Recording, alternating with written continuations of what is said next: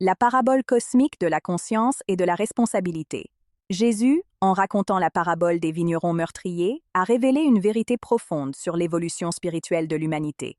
Le propriétaire de la vigne symbolise Dieu, la vigne, le monde, les vignerons, les hommes responsables de l'administration des biens divins, et les serviteurs et le Fils envoyé, les prophètes et le Christ lui-même, qui sont venus rappeler aux hommes leur mission morale.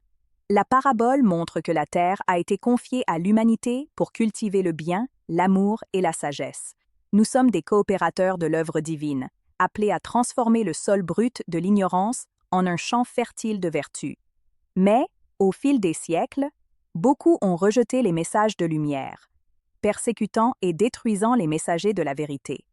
Ainsi, Jésus conclut que le propriétaire de la vigne retirera sa confiance des vignerons infidèles et la remettra à d'autres qui porteront des fruits en leur temps.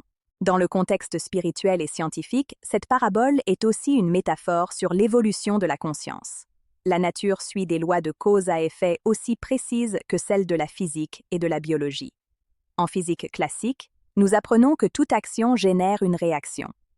En mécanique quantique, nous comprenons que l'observation et l'intention modifient le comportement des particules, montrant que la pensée influence la réalité. Il en va de même dans le domaine moral. Nos actions et intentions façonnent le destin que nous récoltons, individuellement et collectivement. La biologie évolutive enseigne que la vie progresse par des adaptations qui garantissent une plus grande harmonie avec l'environnement. De la même manière, l'esprit évolue en s'ajustant aux lois divines. Lorsque l'homme s'éloigne de l'éthique et de la solidarité, c'est comme un organisme qui rompt l'équilibre avec son environnement. Et la souffrance est le signal correctif qui l'invite à retrouver l'ordre. La neuroscience confirme que la compassion, l'empathie et le sens de la justice ne sont pas seulement des vertus morales, mais des fonctions biologiques complexes. Le cerveau humain a évolué pour reconnaître la souffrance des autres et coopérer, car la survie de l'espèce dépend de l'harmonie et de la coopération.